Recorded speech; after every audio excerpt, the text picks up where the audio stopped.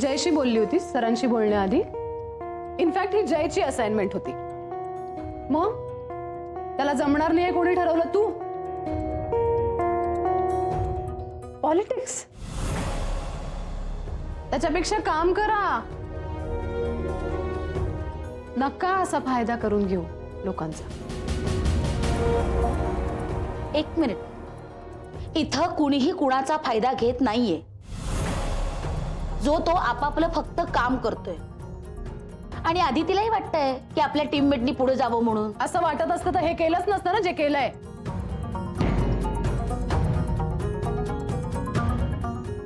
बरं मी खोटं बोलत असेल पण तिच्याकडे बघा ना. तिचा चेहराच सांगतोय मी खरं बोलतेय म्हणून. काय अदिती बोल ना. ए स्टॉप इट.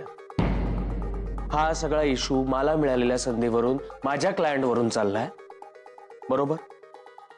त्यामुळे आता मी जे काही बोलतोय ना ते प्लीज ऐक. तू म्हणतेस ते जर का खरं असेल, म्हणजे खरंच अदिती मॅडमनी जर असं काही जाऊन सांगितलं असेल तर त्यामागे काहीतरी कारण असेल.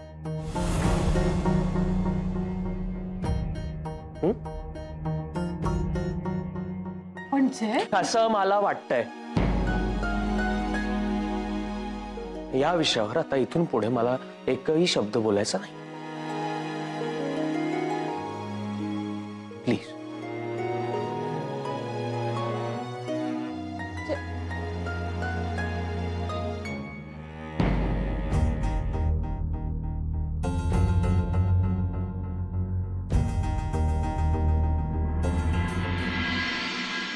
नंदिनी चल निघायचं ना. हो, मला थोडं काम आहे. तू हो पुढे. एवढं कसलं काम? अगं दिवसभर कामच करतेस. चल. हो उत्तमा, थोडं महत्वाचं काम आहे. ठीक आहे मग मी पुढे होते, तू ये. बाय. चल अदिती बाय.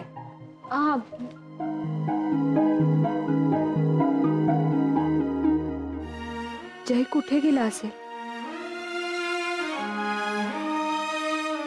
मी त्याला वेळीच खरं सांगायला हवं होतं. आता काय विचार करत असेल तो? अरविंद काका. काका जय कुठे गेलाय माहितीये का? मी फोन लावते पण फोन लागत नाहीये त्याचा. काही सांगून गेलाय का तुम्हाला? तू शांत राहा. तू कुठे गेलाय मला माहित नाही. तू काळजी करू नकोस. तो समजूतदार मुलगा आहे. वाईट वाटणं स्वाभाविक आहे काका अशा वेळेला. आदिती, सगळं तुला आधी कळायला हवं होतं ना. आदिती, मला दरवेळेस तुझं कौतुक होतं, पण आज जे काही तू वागलीस ना त्याचं मलाही खूप वाईट वाटलं. अगं जय तुझ्याच टीम मधला ना तो. त्यांनी आजवर कित्येकदा मदत केली आहे तुला. तसं असताना सुद्धा तू त्याच्याबद्दल असा विचार केलास? हे ऐकून त्याला कसं वाटलं असेल याची कल्पना सुद्धा करवत नाहीये मला. आणि त्यात ती रजनी, बाई ग किती बोलली ती त्याला, बाप रे. आणि मुळात ना, एक मिनिट, मुळात तुला गरज काय होती अविनाश सरांना जाऊन हे सगळं असं सांगायची? नंदिनी मॅडम. एक मिनिट. तिने सांगितलंय ना काहीतरी कारण आहे म्हणून. उगाच करेल ती. हा तेच, उगाच ती असं काही करणारच नाही असंच वाटतंय ना मला. म्हणून तर विचारते मी तिला की का असं सांगितलंस. बरं त्याचं कारण ती काही सांगत नाहीये. काय ग सांग ना, कारण काय? अगं कारण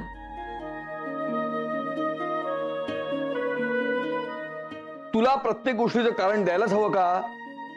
तिला द्यायचं नाहीये. तू तिला कशाला जाब विचारतेस? मी जाब विचारत नाहीये अरविंद, मी फक्त चौकशी करतेय. आणि मला तिची काळजी वाटते म्हणून तर सगळं विचारते ना मी. यालाच नसत्या चौकशा करणं म्हणतात. म्हणजे काळजीपोटी केलेली विचारपूस म्हणजे नसत्या चौकशा? म्हणजे आजवर केलेल्या फक्त नसत्या चौकशा होत्या अरविंद.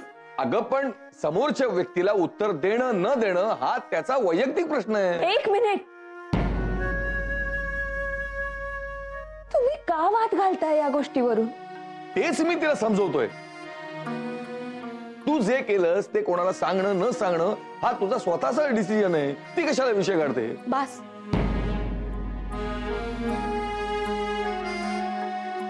आता यापुढे मला या विषयावर काहीच बोलायचं नाही.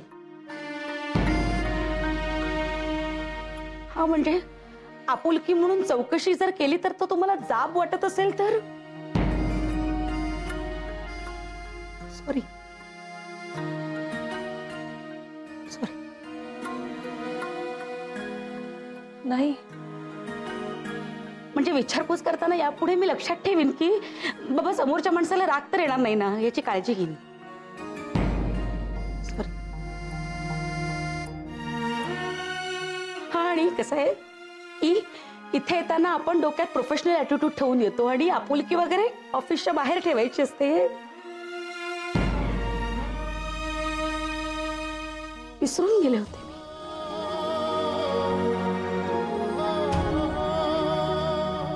थँक्स. आठवण करून दिल्याबद्दल thanks. Sorry.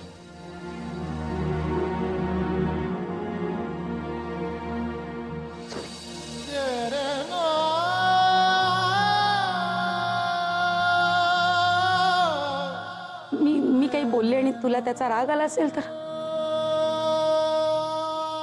Sorry. Nandi,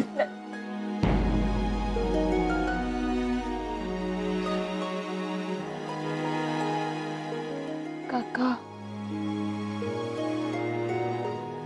Nandini मॅडमशी असं बोलायला नको होतं तुम्ही. खूप वाईट वाटलं त्यांना.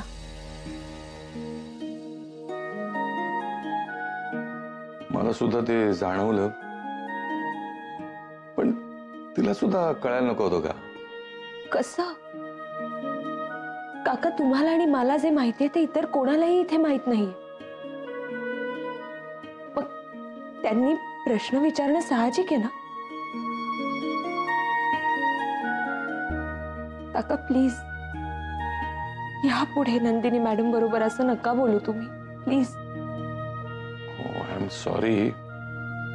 मी असं बोलायला नको होतं.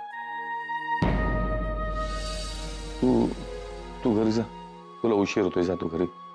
तो जय कदाचित आधीच घरी पोहोचला असेल. येते.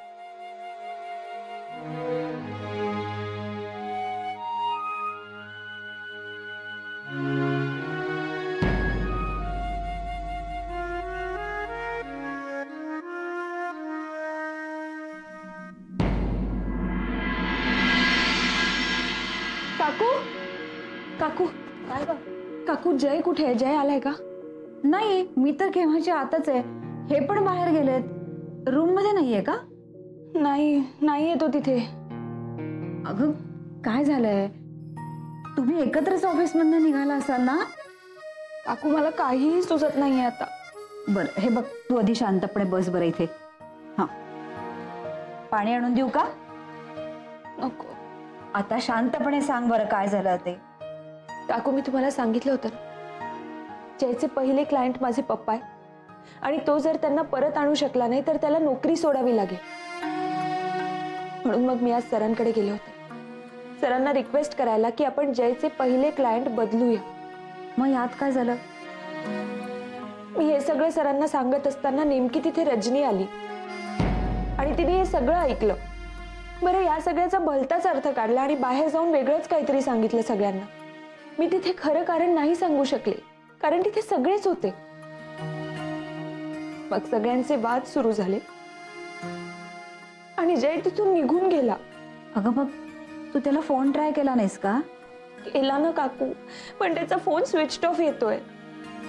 मला तर काही सुचतच नाहीये काय करावं. काकू, तो रागवला असेल ना माझ्यावर? नाही ग, येईल तो. कुठेतरी दुसरीकडे बाहेर गेला असेल. किती काळजी करतेस. आणि तू त्याला अजून सांगितलंच नाहीस का त्याचे क्लायंट कोण आहेत ते? ज्या दिवशी आपलं बोलणं झालं ना, खरं तर त्याच वेळेला मी त्याला सांगणार होते, पण नेमका तो उशिरा आला आणि माझा डोळा लागला होता तोपर्यंत. नंतर त्याच्याशी बोलण्याची संधीच मिळाली नाही मला. बरं, पण आता लवकरात लवकर सांगणं गरजेचं आहे, जेणेकरून त्याला कळेल की तू सरांना क्लायंट का बदलायला सांगितलंस ते. न बोलण्याने गैरसमज वाढतात ग आदिती, कळलं? बर, जा आता, आधी फ्रेश हो बरं. उठ.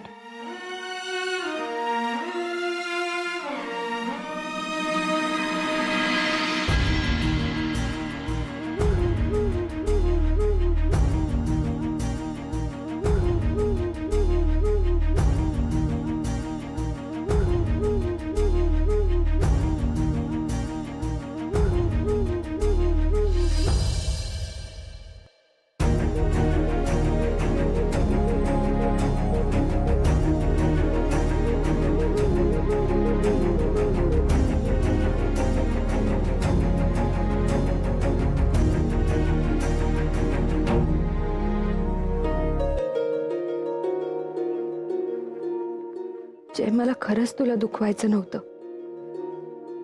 मला असं वाटलं होतं की तू तरी मला समजून घेशील, पण तुलाही राग यावा. आय एम सॉरी जय.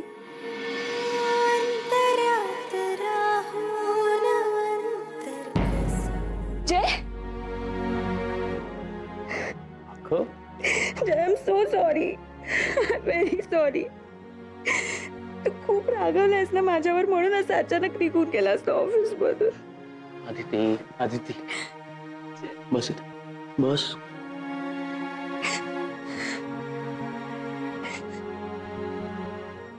काय झालं? छे, कुठे गेला होतास तू? माझ्यावर रागवलायस ना? काही नाही आहे आदिती. असं नसतं तर ऑफिस मधून निघून गेला नसतास तू. अगं, मी सुहास बरोबर होतो.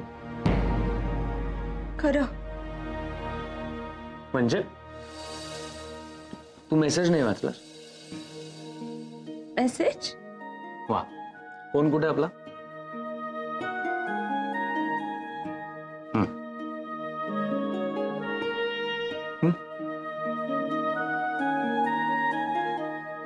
जय, हा मेसेज आत्ता डिलिव्हर झालाय.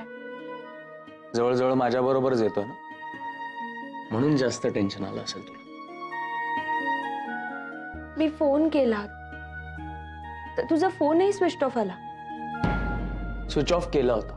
माझा राग आला होता म्हणून केला होतास ना? राग होता, पण तुझ्यावर नाही. रजनी आणि जुईचा राग आला होता. अगं, एका मागे एक 10-15 वेळा फोन त्यांचा बंडावून सोडलं होतं, म्हणून मग स्विच ऑफ केलं. पण मग ऑफिस मधून असं अचानक का निघून गेलास तू? मग काय करू? त्या रजनीची बडबड ऐकत थांबू तिथे? आदिती, त्यावेळी माझ्याकडे तेवढा एकच मार्ग होता. तर त्यांच्या समोर तुला सांगू शकत नव्हतो कुठे जातोय ते, म्हणून मग मेसेज केला. मी फोन बंद करतोय, सुहास बरोबर आहे, काही लागलं तर त्याच्या नंबरवर फोन कर, असा मेसेज केला. आणि मी तो मेसेज वाचलाच नाही. कसा वाचणार? आपल्या डोक्यात 1760 विचार चालू असणार ना मॅडम. जयला राग आला असेल का? नाही, जय असा का रिॲक्ट झाला? मग जय गेला कुठे असेल? त्याने काय खाल्लं असेल की नाही? जयचं हे काय झालं?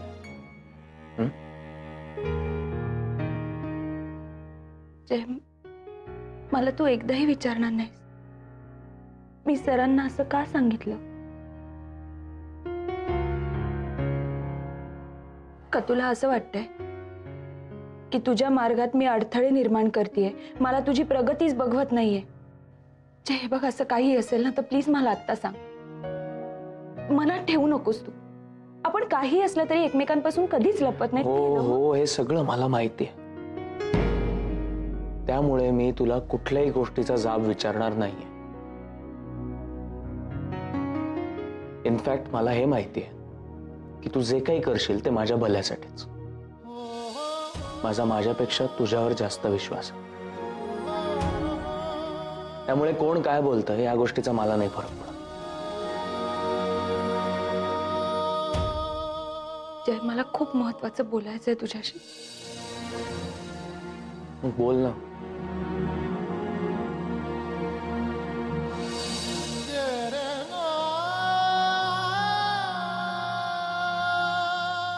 आता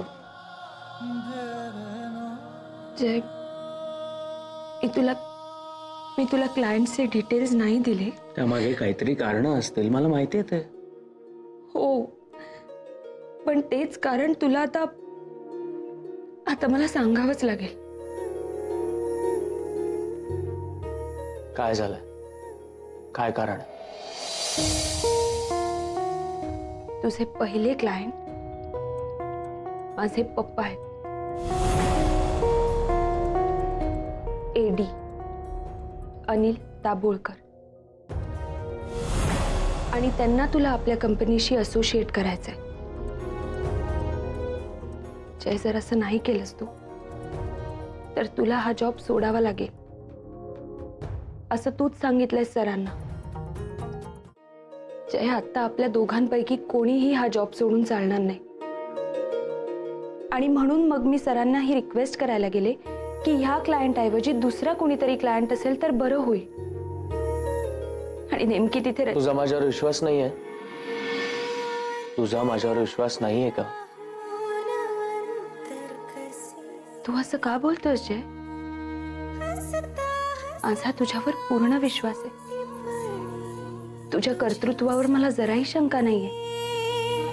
उलट तू घेत असलेली मेहनत मी बघतेय ना, मला खात्री आहे तू नक्की सक्सेसफुल होशील. पण जय, ही झाली एक बाजू. पण दुसरीकडे आपण ऑफिसमध्ये खोटं बोललोय.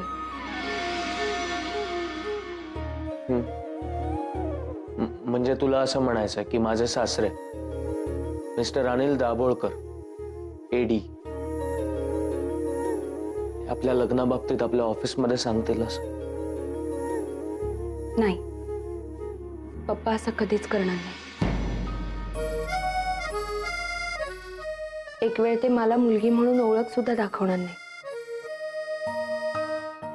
पण त्यांचा तुझ्यावर प्रोफेशनल नाही, पर्सनल राग आहे. मग आपण हे सगळं पॉझिटिव्हली घेऊया. अदिती, मला ही एक संधी मिळाली असं समजू. क्लायंटला आणि सासऱ्यांना एकत्र कन्व्हिन्स करण्याची.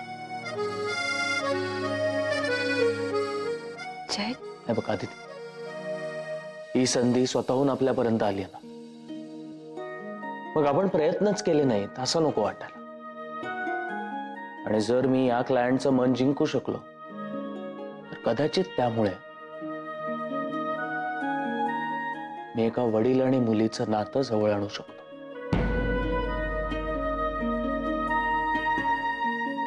पण त्यासाठी मला तुझी साथ हवी आहे. मग बघू नशिबात काय ते. But let's be positive. मी आहे तुझ्या बरोबर. जय, पण तुला उद्याच पप्पांना भेटायला जावं लागेल, कारण आऊंनी त्यांची उद्याची अपॉइंटमेंट घेतली. आणि माझ्यामुळे तुला वेळही मिळाला नाही ना तयारी करायला. पण आता या सगळ्या गोष्टींमुळे एक नवीन ऊर्जा आली आहे, नवीन जोश आलाय मला. आज रात्रीच सगळी तयारी करतो, म्हणजे उद्यापासून सुरुवात असेल दुरावलेल्या नात्यांना जवळ आणण्याची. अरे काकू, प्रेमाने मन भरतं, पोट भरायला जेवणच लागतं बर का. चला दोघं गरमागरम जेवून घ्या. आता जेवली नव्हतीस? तुझ्यासाठी थांबलीये ती. माझ्या मुलीला असं उपाशी ठेवलेलं मला चालणार नाही बर का. सॉरी. ते मला नाही, तिला म्हण. सॉरी. हा हा हा हा, असं नाही काही. एखादा घास भरवून. काकू, बरोबर. अरे थांब थांब थांब, तुमचं चालू दे दोघांचं. मी कशाला उगीच मध्येच.